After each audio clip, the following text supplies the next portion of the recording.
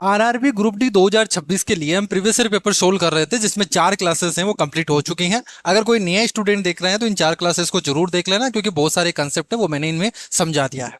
आज हम कर रहे हैं 28 नवंबर 2025 का शिफ्ट 2 का पेपर, कि आपको एग्जाम में कैसे करना है, कैसे आपको शॉर्ट अप्रोच लगानी है ताकि कम से कम टाइम में अपना मैथ का पेपर है वो इजीली हो सके। देखो, पहला सवाल आपसे बोला गया है कि एक धातु छड़ है वो 3 भागों में ए बी सी में विभाजित किया जाता है, और ए बी की लंबाई का अनुपात है वो 4:8 है, यानी ए और बी का जो रेशियो दे रखा है वो 1:2 है। इस तरीके से लिख सकते हैं।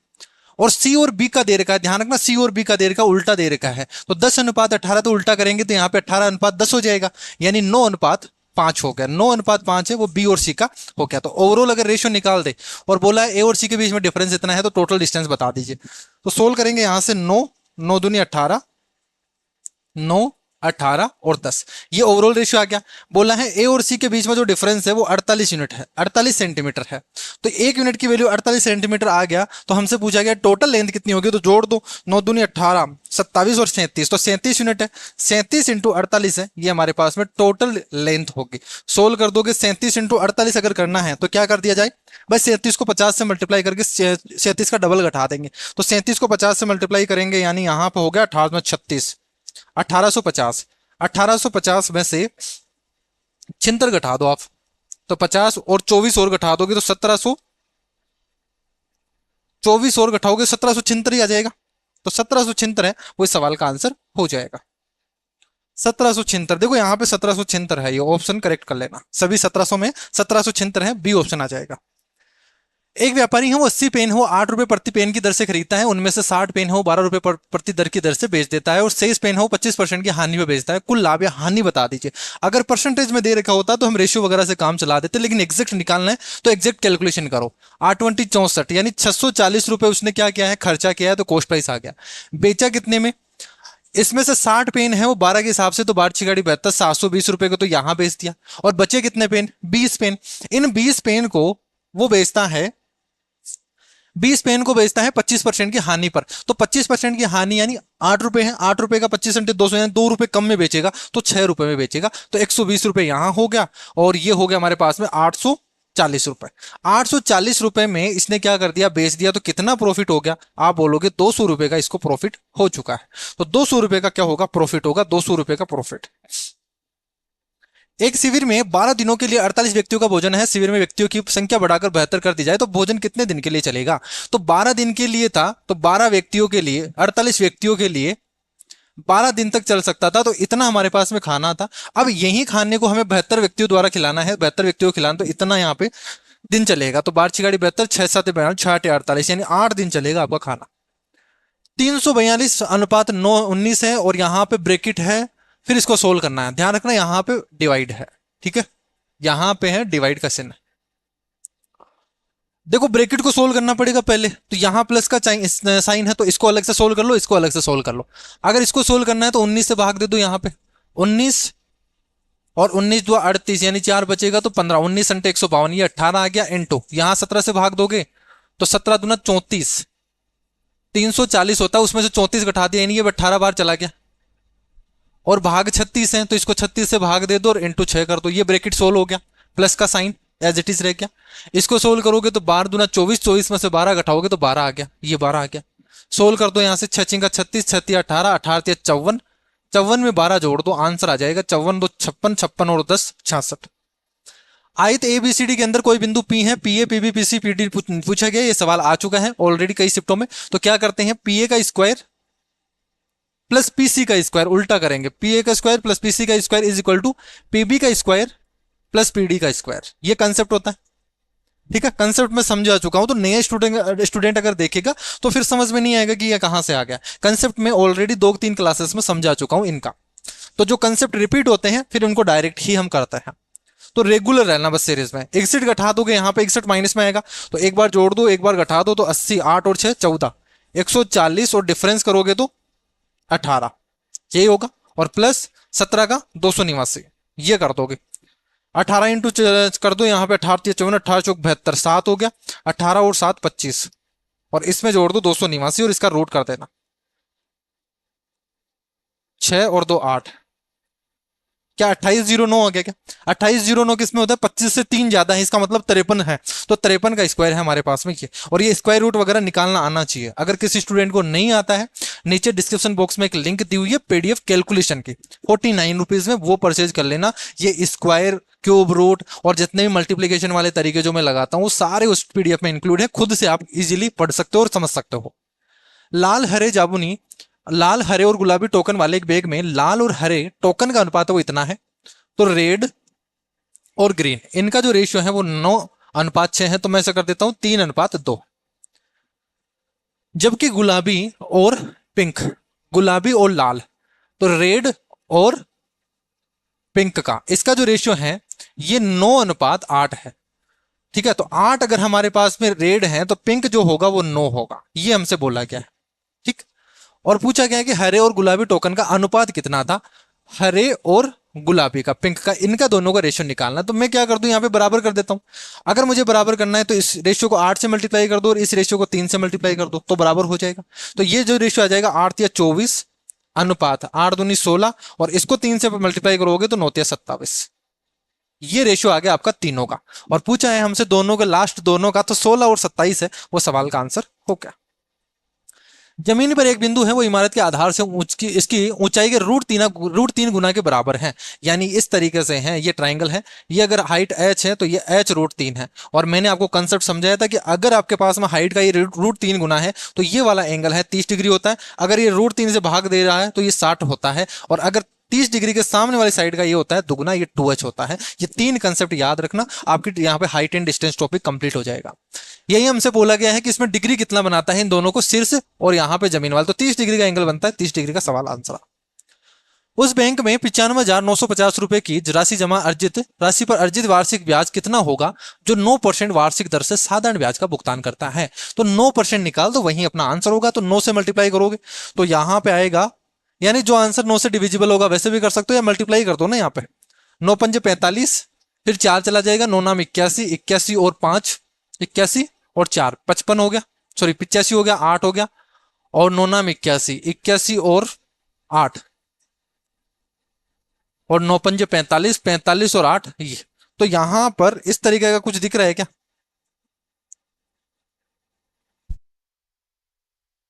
कुछ मिस्टेक हो गया क्या भाई? 95,950 रुपए है और 9% की रेट से 1 साल का ही पूछा गया, तो 9% ही निकालना है। तो 9 पंजे 45 और 4, 9 नाम 81, 81 और 4 जोड़ोगे 85 हो गया, 8, 9 पंजे 45, 45 और 8 जोड़ोगे तो 53 हो गया, 5 हो गया, 9 नाम 81, 81 और 5 जोड़ोगे तो 86। तो ये हमारे पास में इतना आंसर आ जाना चाहिए, 86 35.5। यदि पारुल और उसकी माता की वर्तमान आयु का अनुपात हो 5:13 है, उनकी आयु का गुणनफल है वो 585 है, तो 9 वर्ष बाद में उनकी आयु का अनुपात कितना होगा? तो सीधा हमसे बोला गया है इनका अनुपात, तो ये दे रखा है, प्रोडक्ट दे रखा है 585। तो अगर मैं इसको बोल देता हूं कि इसकी रियल एज है वो 5K और 13K है, ऐसे मान लेते हैं, कुछ ना कुछ कोफिशिएंट आएगा। तो इनका जो प्रोडक्ट दे रखा है 5 × 13K², ये दे रखा है आपको 585 का। सोल्व कर दो, 5 7 65 और तेरे नाम 117, के की वैल्यू 3 आ गई। यानी इनकी जो रियल एज है वो 15 है और इनकी जो रियल एज है वो हमारे पास में 39 है। अब हमसे ये पूछा गया है कि इनके 9 साल बाद में, तो इसमें भी 9 जोड़ दो और इसमें भी 9 जोड़ दो, तो ये तो 48 साल का हो जाएगा और ये हमारे पास में 24 साल का हो जाएगा। 24 और 48 का रेशियो पूछा गया, तो 1:2 क्या आ गया यहाँ पे रेशियो आ गया। इसको सिंप्लीफाई करना है तो मल्टीप्लाई ही करना है यहाँ पे, और तो कुछ करना नहीं है। तो मल्टीप्लाई कर दो यहाँ पे, तो ये बनेगा 2x², 2x² यहां बनेगा माइनस का 10x, फिर प्लस का 3x और माइनस का 15, ये बनेगा। इसको सोल्व करोगे तो ये बनेगा माइनस का 3x², माइनस तो कॉमन ही आएगा, माइनस को ले लो, तो ये बनेगा 3x², 4x माइनस 6x और माइनस 8, ये बनेगा। बस इसको सोल्व करेंगे तो ये बनेगा माइनस का x², यहां करेंगे तो माइनस का x² आ गया, ये बना माइनस का 7x और इधर बनेगा माइनस का 2x, माइनस का 2x और माइनस प्लस का 2x हो गया, तो इधर आ गया प्लस का 2x और इधर आया माइनस का 7, तो माइनस का 7 और प्लस 2 करोगे तो माइनस का 5 आएगा, तो माइनस का 5x। तो एक ही ऑप्शन है, माइनस और माइनस दिख रहा है, दो ऑप्शन सेम हो गए क्या इसमें? ऐसा एक प्लस और आया है। अब इसमें और देख लो, -15 है और ये प्लस का 8 है, तो माइनस का ही आएगा यहाँ पे 7, माइनस वाला आएगा। ईंधन की कीमत में 3 क्रमागत महीनों में 20%, 30% और 20% की कमी हो जाती है, लेकिन चौथे महीने में 40% की वृद्धि हो जाती है। चौथे महीने में ईंधन की कीमत में मूलतः मूल कीमत से कितनी प्रतिशत की वृद्धि या कमी हुई है वो आपको बताना है। तो यहां अगर फ्रैक्शन मेथड लगाओ तो 20% का मतलब 5 से कितना हो गया, 4 हो गया, पहले कमी हो गया, फिर 10 से 7 हो गया, फिर वापस से 5 से 4 हो गया, और फिर 40% बढ़ गया, 40% का मतलब 2/5, 5 से 7 हो गया। ये हो गया आपके पास में फर्स्ट और लास्ट वाला रेशियो आ जाएगा। कुछ कट रहा है तो काट दो, या इसको ऐसे मल्टीप्लाई कर दो, 25 पंजे 125 हो गया, ये हो गया अनुपात। इसको सोल्व कर दो तो 7×7 = 49 इंटू 4×4 = 16, 16 पंजे 80, 800 में से 16 घटा दोगे तो 784 हो जाएगा। तो 1250 से 784 हो गया, और बोला है कि चौथे महीने में ईंधन की कीमत में उसकी मूल कीमत की तुलना में कितने प्रतिशत की वृद्धि या कमी हुई है। तो यहां तो कमी हुई है कितनी, तो ये दो ऑप्शन तो नहीं आएंगे, एक तो 33 है, एक 37 है, तो लगभग देख लेते हैं। यहां पे 784 है, तो कमी हो गई यहां पर 16 और 50 66, और 7 और 5 12, 566 की कमी हो गई है 1250 पे, इंटू 100 करोगे। और 125 है, 125 से अगर भाग देना है तो 8 से मल्टीप्लाई करके यहां पे क्या कर देते हैं, डिवाइड कर देते हैं। 8 से मल्टीप्लाई करके 1000 से डिवाइड करेंगे, 8 से मल्टीप्लाई कर दो बस इसको, 8 6 48, 4, 8 6 48 और 4 52, 8 पंजे 40 और 5 45।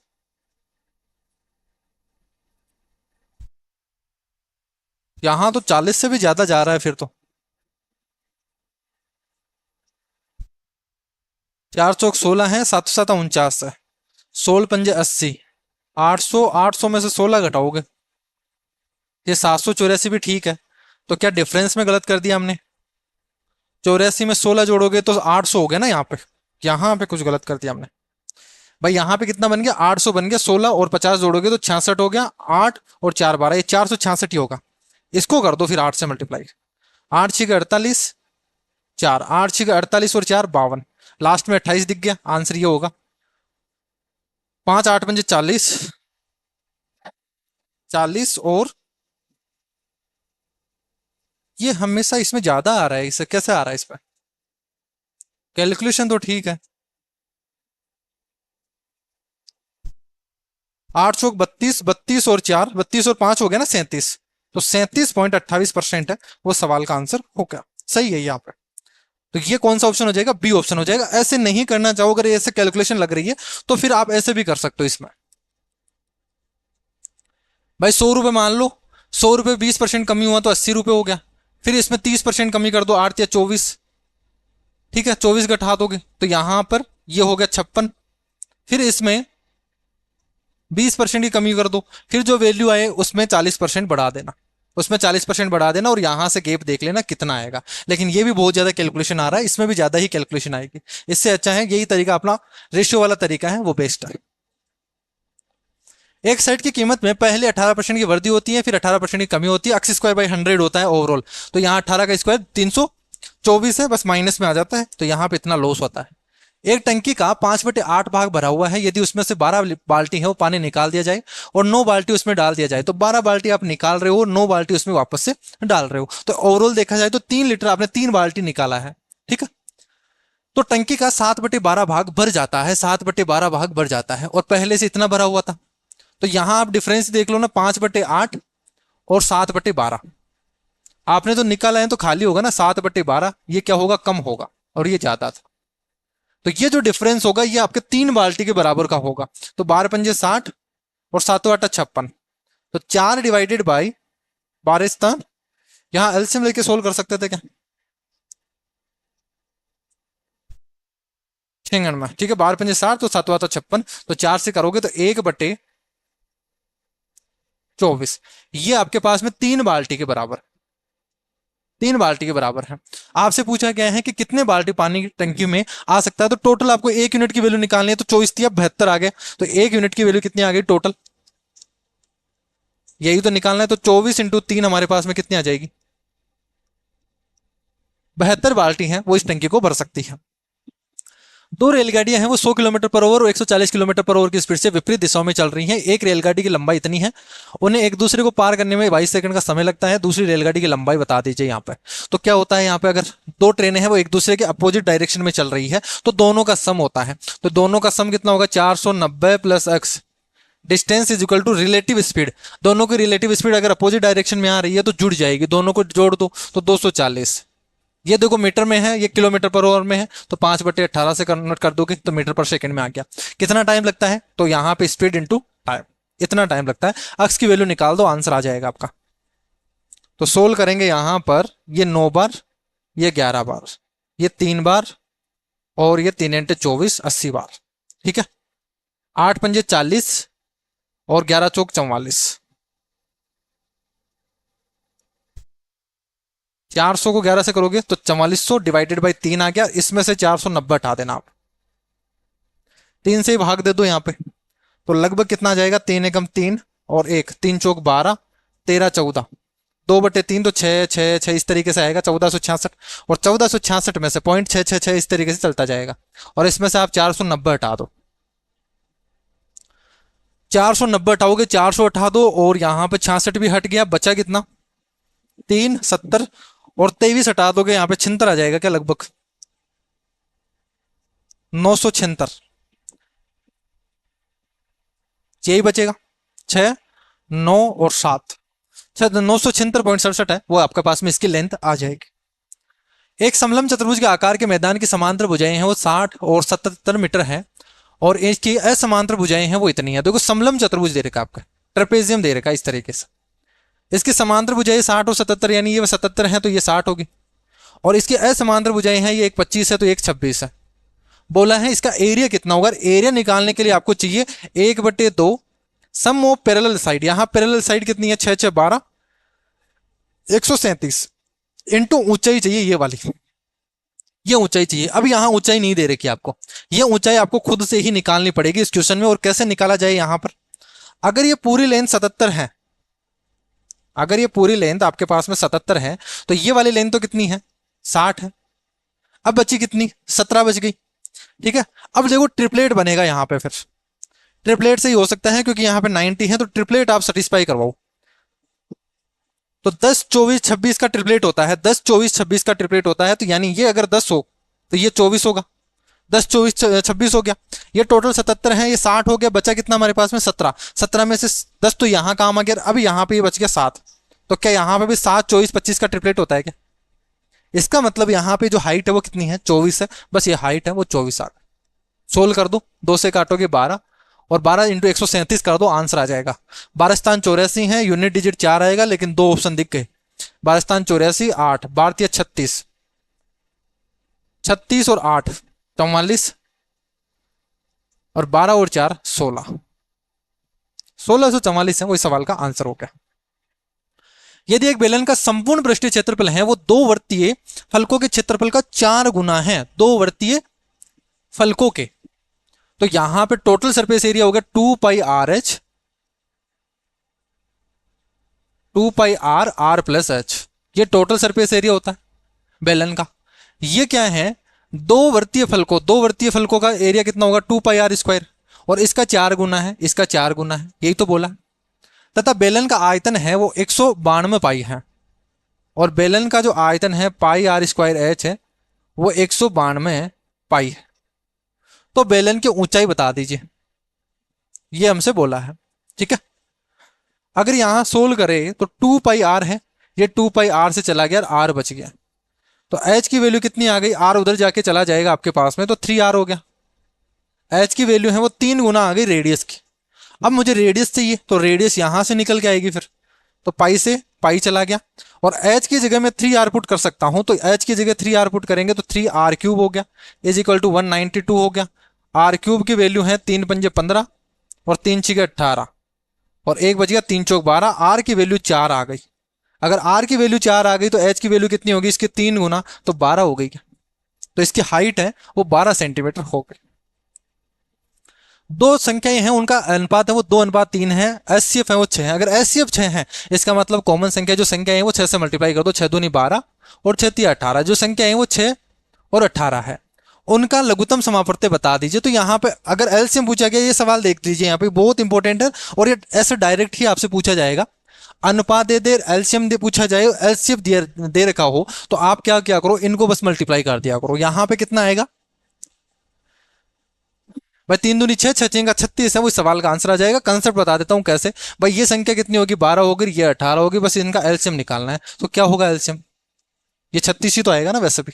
तो यहाँ पे ऐसे भी डायरेक्ट कर सकते हो, इन दोनों को मल्टीप्लाई करो और एचसीएफ से मल्टीप्लाई कर दो, तो वही हमारे पास में एलसीएम होता है। तो तीनों को बस मल्टीप्लाई करना है। एक बेंच का अंकित मूल्य है वो 376 रुपए है, उसके क्रय मूल्य से 22% अधिक है। यदि लाभ प्रतिशत 13% है तो छूट प्रतिशत बता दीजिए। बहुत अच्छा सवाल है और इस सवाल में आप पहले अंकित प्राइस मांगोगे, कुछ 100 मानोगे, 100 मान के वैसे कुछ करोगे, तो वो तरीका लगाना ही नहीं है। मेरा वाला जो तरीका है एग्जाम में लगाने का, इसमें देखो कंसेप्ट ऐसा समझो, इसने क्या किया, क्रय मूल्य से पहले बढ़ाया है और फिर उस पर डिस्काउंट दिया है और ओवरऑल हमें दे दिया भाई इतना यहाँ पे प्रॉफिट हो गया। तो तीन चीज दे रखी है, तीन में से दो हमें दे रखी है और तीसरी चीज पूछी गई है। तो यहां हमसे देखो ओवरऑल जो प्रॉफिट दे रखा है वो तो दे रखा है 13%। तो ऐसे बोल दो भाई 100 रुपए की चीज है वो 113 रुपए में बेची गई है। ठीक है, कॉस्ट प्राइस से सेलिंग प्राइस पे चला गया। अब दोनों के बीच में दो चीज हुई है, इसने बढ़ाया है और फिर डिस्काउंट दिया है। तो जो बढ़ाया गया बस उससे भाग दे दो यहाँ पे, वो हमारे पास में डिस्काउंट वाली चीज आ जाएगी। भाई कितना डिस्काउंट दिया गया है, 22% अधिक किया गया है, 100 रुपए की चीज को 122 कर दिया गया है। इजी हो जाएगा, 100 से 100 चला गया, यानी 122 रुपए की चीज को आपने 113 रुपए में बेच दिया। डिस्काउंट कितना दे दिया, 7 और 2 9 रुपए का डिस्काउंट दे दिया 122 रुपए पर इंटू 100। इसको सोल्व कर लो, आंसर आ जाएगा आपका। 122 से भाग दोगे और थोड़ा कैलकुलेटिव है, 2 2 4 5 नहीं जा रहा, 6 दूनी 12 और 6 एकम 2 से काट दो, तो 6 दूनी 12 और 2 एकम 2, तो 50 9 पंजे 45, 450 डिवाइडेड बाई 61 आ गया। अगर 61 से भाग देंगे तो लगभग कितना आएगा, 6 7 42, 7 पॉइंट समथिंग आएगा भाई। 6 7 42 और 6 8 48 ऐसे ही तो होगा। 7 से ज्यादा होगा और 8 से कम होगा, 7 से ज्यादा और 6 से 8 से कम है, एक ही ऑप्शन दिख रहा है। दो ट्रेकों की चाल का अनुपात है वो 7:3 है, स्पीड का रेशियो है वो 7:3 है। तेज चलने वाली ट्रेक द्वारा 147 किलोमीटर की दूरी तय करने में लिया गया जो समय है वो दूसरी ट्रेक से 7 घंटे कम। तो टाइम के बारे में बोला गया, टाइम का रेशियो क्या हो जाएगा, उल्टा हो जाएगा, 3:7 हो गया। यहाँ डिफरेंस कितना है, 4 यूनिट का। इस 4 यूनिट की वैल्यू क्या बोली गई है, 7 घंटे कम लगता है, 7 घंटे कम लगता है। तो 1 यूनिट की वैल्यू कितनी होगी, 7/4 हो गई। और हमें क्या चाहिए यहाँ पर, धीमे ट्रैक की चाल बतानी है, यानी इसकी इस यूनिट की वैल्यू निकालनी है, 3 यूनिट की वैल्यू निकालनी है। ठीक है, तो ये हमारे पास में स्पीड है एक तरीके से, तो मैं टाइम निकाल लेता हूं। इसका 7 यूनिट का निकाल दो आप यहां पर, तो इसका टाइम आ जाएगा धीमी वाली का। तो इतना टाइम लगता है इसको 49/4। तो इसकी स्पीड कितनी हो जाएगी, कितनी डिस्टेंस है, 147 है क्या, 147 है, डिवाइडेड बाई टाइम है 49/4, 49/4। सोल्व करोगे तो कितना आ गया, 3 बार चला गया, 4 या 12 घंटे लगेंगे, 12 घंटे लगेंगे इसको धीमे वाले को। स्पीड पूछा गया ना 12 किलोमीटर पर आवर, तो इसकी स्पीड कितनी आ जाएगी, 12 किलोमीटर पर आवर। अगर इसमें यह पूछा गया होता कि इसमें तेज चलने वाली ट्रेन की स्पीड बता दीजिए, तो मैं क्या करता, यहाँ पे 1 यूनिट की वैल्यू 7/4 है, 3 यूनिट की वैल्यू निकाल लेते, तो इसका टाइम आ जाता और इस डिस्टेंस को टाइम से डिवाइड कर देंगे तो स्पीड आ जाएगी आपके पास में। तो यहाँ पे टाइम निकाल लेंगे और यहाँ पे स्पीड आ जाएगी आपकी। 100 छात्रों की कक्षा में भौतिकी की परीक्षा थी, 37 छात्रों का औसत स्कोर है वो 84 था, अन्य छात्रों का औसत स्कोर है, तो देखो 37 के पास में तो सबके पास में 84 रुपए थे, टोटल थे 100 स्टूडेंट, तो बच्चे कितना यहाँ पे 63 स्टूडेंट, इनके पास में 96 था, अन्य छात्रों का औसत वो 96 था। पूरी कक्षा का औसत बता दीजिए। अब इस कैलकुलेशन को आप यहाँ बेसिक से करोगे तो बहुत टाइम लग जाएगा। 84 को 37 से करो, 96 को 63 से करो और फिर डिवाइड कर दो 100 से, तब आपका आंसर आएगा। लेकिन इसको ऐसे ना करके आप ऐसे कर सकते हो, भाई इसके पास में भी 84 है और इसमें 84 से कितना ज्यादा है, 84 से इसके पास में 12 रुपए ज्यादा है, और ऐसे कितने स्टूडेंट है 63 रुपए, तो इतने हमारे पास में ज्यादा आ गए और इसको 100 में भाग दे दो, हमने 84 एवरेज मान लिया। भाई इसके पास में भी 84 है, इसके पास में भी 84 है, तो 84 रुपए एवरेज मान लिया और यहाँ सोल्व कर दो। तो यहाँ आ जाएगा 12 36 और 3 12 गाड़ी 72 और 3 75, तो 7.56 है वो जोड़ दो, तो यहाँ पर कितना आ जाएगा इसका एवरेज, सोल्व करोगे तो 91.5, 91.5 वही सवाल का आंसर हो जाएगा। ठीक है, तो ऐसे आप यहां पर डायरेक्ट कर सकते हो, नहीं तो फिर कैलकुलेशन बहुत करनी पड़ेगी। देखो कंसेप्ट जो आपके पास में अगर कंसेप्ट पता होगा तो एग्जाम में आप कैलकुलेशन को खुद ब खुद कम कर लोगे, नहीं तो कैलकुलेशन को आप खुद बढ़ाते हैं। अगर बेसिक तरीका लगाओगे, ऐसे अप्रोच लगाओगे जिसमें कैलकुलेशन ही ज्यादा हो, तो फिर अपनी गलती है, एग्जामिनर की गलती नहीं है। वो क्वेश्चन का जो लेवल है वो तो ईजी रहेगा अगर आप अप्रोच सही लगाओगे तो। ए और बी मिलकर किसी कार्य को 4 दिनों में पूरा कर सकते हैं, बी अकेले उसी कार्य को 8 दिनों में पूरा कर सकते हैं, इससे दुगना। तो यहां पर एक है वो 4 दिन में करता है और बी अकेला 8 दिन में दूसरे वाला पूछा गया है, तो हमेशा इन दोनों को मल्टीप्लाई करो और डिफरेंस कर दो, और इसका दुगना पूछा है तो 2 से मल्टीप्लाई कर दो। ठीक है, ये आ गया 16 दिन। एक कक्षा में 35 छात्रों की औसत आयु है वो 46 है। यदि शिक्षक की आयु भी शामिल कर ली जाए तो पूरे समूह की औसत आयु 47 वर्ष हो जाती है। क्यों हो गई भाई? 35 से कितना हो गया, सॉरी 46 से 47 हो गया। क्यों हो गया भाई? इसने सबको क्या कर दिया, एक एक रुपए दे दिए, सबने एक एक रुपए। इस टीचर ने क्या कर दिया, इन 35 बच्चों को एक एक रुपए दे दिया। तो 35 रुपए और 36 रुपए वो एक्स्ट्रा लेके आया है, किन से? 46 रुपए से। तो 46 प्लस 36 कर दो आप, 46 प्लस 36 कर दो, तो 4 3 7 82 रुपए आ गया यहाँ पे टीचर का। ए किसी कार्य को 77 दिनों में पूरा कर सकता है, बी है वो ए से 25% कम कुशल है। ए देखो इस काम को 77 दिन में कंप्लीट कर सकता है, और ए और बी की एफिशिएंसी के बारे में बोला है कि बी है वो ए से 75% कम कुशल है। 75% का मतलब 3/4, यानी अगर ये 4 है तो ये 3 कम है, 1 होगा। बी है वो ए से 75% कम कुशल है। सी है वो बी से 40% अधिक कुशल है। सी है बी से 40% अधिक कुशल है, यानी यहां पर ये 5 है तो ये 7 होगा। अगर ये 5 है तो 7 होगा, तो मैं ऐसे बोल दूं कि ये 7 है ये 5 है तो फिर 20 होगा। तीनों का रेशियो आ गया एफिशिएंसी का। यदि बी और सी मिलकर 30 दिनों तक कार्य करते हैं तो ए अकेले शेष कार्य को कितने दिनों में पूरा करेगा? तो टोटल वर्क निकाल ले, और उसमें से बी और सी ने तो 30 दिन तक काम कर लिया, टोटल वर्क हो जाएगा हमारे पास में 77 इंटू ए की एफिशिएंसी से करोगे तो इतना टोटल वर्क हो गया, 7 दूनी 14, तो 1540 हमारे पास में टोटल वर्क है। ठीक है, इसमें से बी और सी ने 30 दिन तक काम कर दिया, बी और सी यानी 5 और 7 12, 12 24, 240 यूनिट का काम कर दिया इसने, तो बचा कितना? 1300 यूनिट का काम बच गया। ये 1300 यूनिट का काम कौन कर रहा है? ए कर रहा है 20 की एफिशिएंसी से, तो 20 की एफिशिएंसी से ये ए करेगा, तो 20 2500 यानी 13.65 दिन में। तो 65 दिन में ए है वो बचे हुए काम को कंप्लीट कर देगा। In how many days will A loan complete the remaining work? यहां ठीक है क्या? देखो बी है वो ए से 75% कम कुशल है, तो अगर 75% का मतलब होता है 3/4, ए अगर 4 होगा तो ये 3 कम होगा, 1 होगा, तो 5 और 20 रेशियो ठीक है। और सी है वो बी से 40% अधिक कुशल है, 40% का मतलब 2/5, यानी अगर ये 5 होगा तो फिर ये 7 होगा, ये तो रेशियो ठीक है।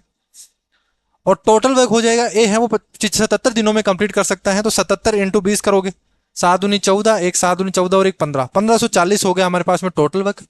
बी और सी मिलकर 30 दिनों तक तो कार्य करते हैं, तो बी और सी हैं वो 30 दिनों तक काम कंप्लीट करते हैं, तो 5 और 7 12, 12 36,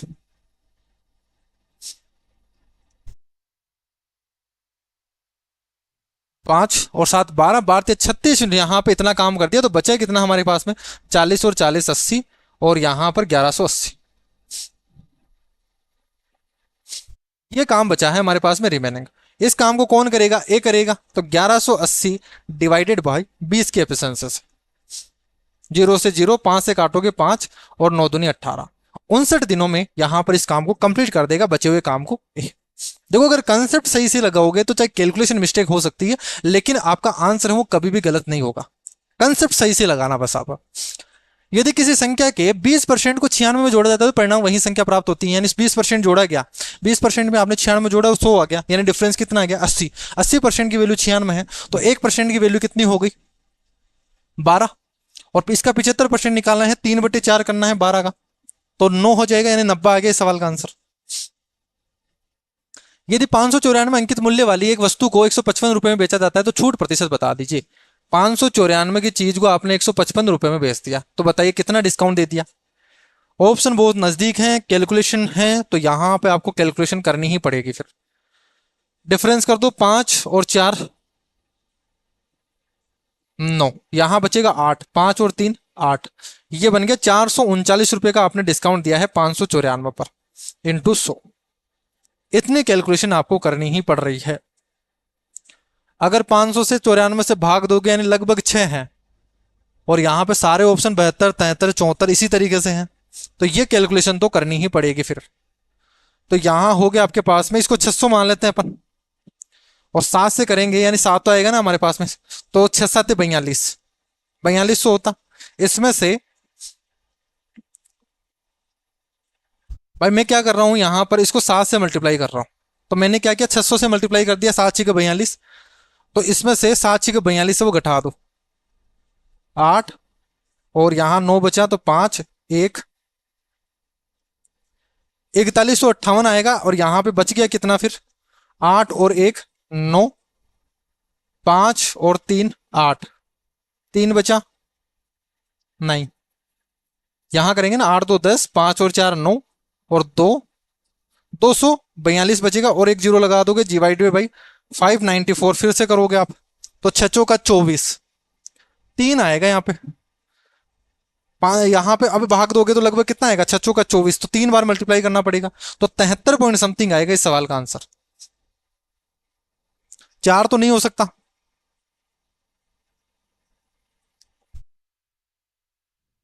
36 1800, 1800 माइनस 36 18, तो 1772,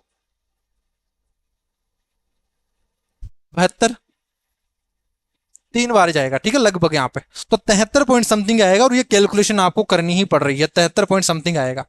पूरा एग्जैक्ट सोल्व करेंगे तो भी आपको टाइम लगेगा। ये कैलकुलेटिव सवाल है, इस सवाल में आप अब यहाँ पे कोई सा तरीका नहीं लगा सकते, इसमें तो पूरा आपको बेसिक से ही करना पड़ रहा है। तो ग्रुप डी में भी ऐसे नहीं है कि रेलवे में कि बहुत इजी सवाल पूछे गए, इससे अच्छे तो इससे बहुत इजी सवाल हैं वो सीजीएल में पूछे जा रहे हैं, सीएचएसएल में पूछे जा रहे हैं, लेकिन सबसे अच्छे जो सवाल पूछे जा रहे हैं वो यहाँ पे देखो रेलवे में पूछे जा रहे हैं। ठीक है, तो इस तरीके से जब आप पेपर्स को सोल्व करोगे तो आप इजीली कर पाओगे, नहीं तो ऐसे कैलकुलेटिव सवाल में फिर आपको स्किप करके आना ही पड़ता है। ठीक है, तो आज की क्लास में इतना ही करते हैं। इन क्वेश्चन की पीडीएफ है आपको टेलीग्राम चैनल पे मिल जाती है, डिस्क्रिप्शन बॉक्स में उसके लिंक दी हुई है, वहां जाके आप ज्वाइन कर लीजिए और पीडीएफ को डाउनलोड कर सकते हो। ठीक है, तो आज की क्लास में इतना ही, नेक्स्ट क्लास में मिलते हैं, तब तक के लिए bye bye, take care, thank you.